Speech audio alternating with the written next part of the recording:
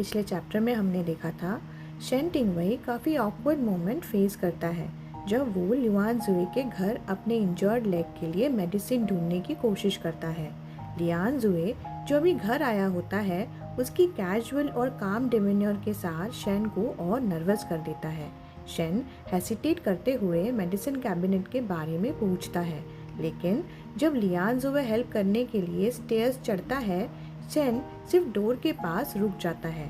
Situation और ज़्यादा awkward तब होती है जब लियान जुए शॉवर के बाद बिना वार्निंग के बाथरूम का डोर खोलता है। उसकी डैम्प हेयर और स्लाइटली ओपन बाथरोब शेन को एकदम फ्रीज कर देती है।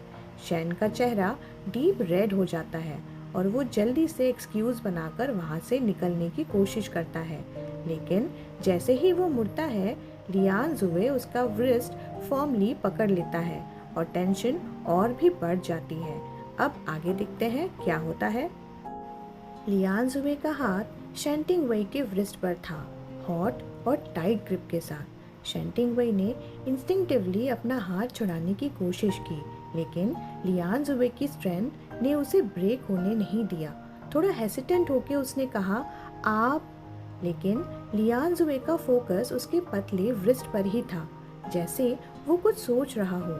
शेन टिंगवई ने फिर से अपना हाथ खींचने की कोशिश की, तब जाके लियान जुए ने रियलाइज करके उसे छोड़ दिया। शेन टिंगवई ने लियान जुए की स्लाइटली अनफोकस्ड आंखों को देखकर सोचा, शायद उसने आज काफ़ी ज़्यादा पी रखी है।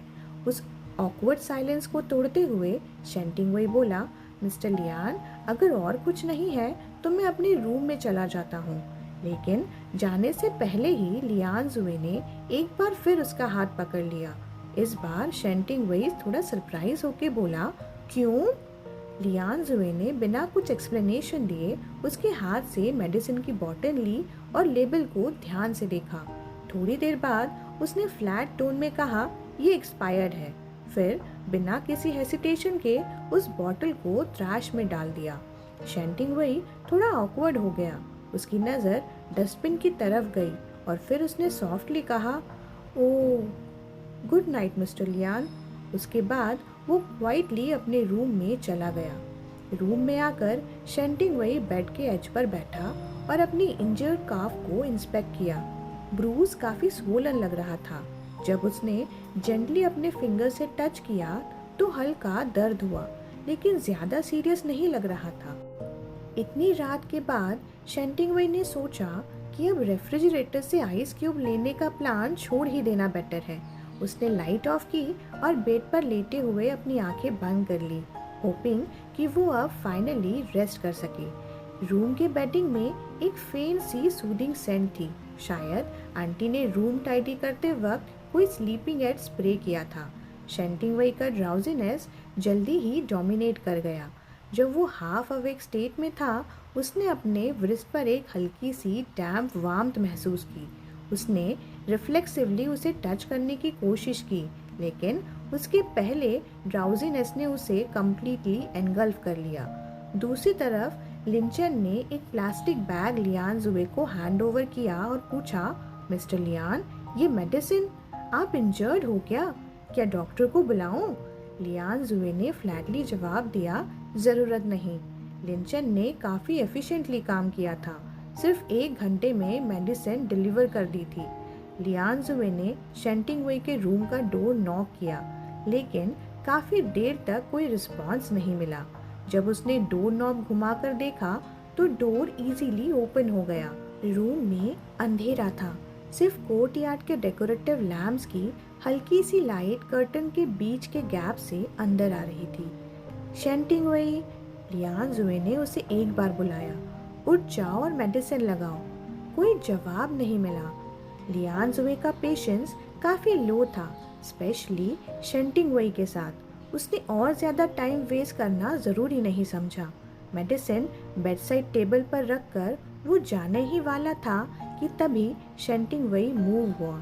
वो हल्की सी टर्न लेकर अपना फेस लियान जुए के डायरेक्शन में ले आया। क्विल्ट के नीचे शेन टिंगवई काफ़ी देर तक अपने आप को एडजस्ट करता रहा, जब तक एक कंफर्टेबल पोजीशन नहीं मिल गई। क्विल्ट ने उसके ऑलमोस्ट सारे फीचर्स कवर कर दिए थे। बस फ्लफी आईलैशेस और एक छोटा सा ईयर का टिप विजिबल था। उसके ईयर के टिप पर एक टाइनी मोल था जो डिम लाइट में हल्की सी रेड ग्लो दे रहा था। कुछ देर बाद उसकी ब्रीदिंग थोड़ी हैवी हो गई, जो लियान जुए को इरिटेटिंग लग रही थी। उसने एक मोमेंट के लिए सोचा ये बंदा खुद को सफोकेट कर लेगा।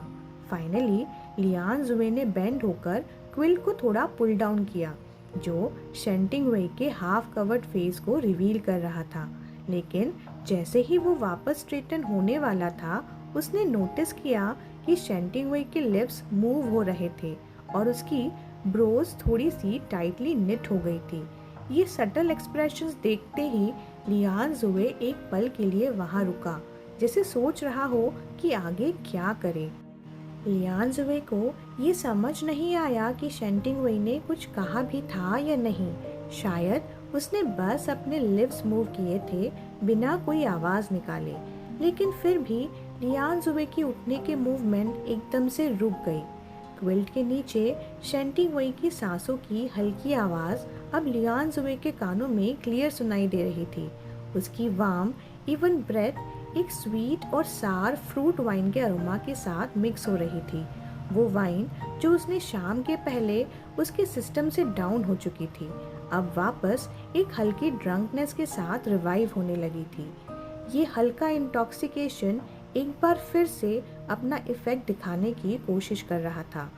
रूम के इस बिल्कुल क्वाइट मोमेंट में वो स्वीट और स्लाइटली स्पाइसी अरोमा एक काफ़ी स्पेशल रेवरी ट्रिगर कर रहा था, वो भी इस इंसान के साथ। लियान जुए ने सोचा ये टेस्ट कैसा होगा, चेरी या क्रैनबेरीज। उसकी नज़र शेंटिंग वेई के स्लाइटली पार्टेड लिप्स पर जाके रुकी।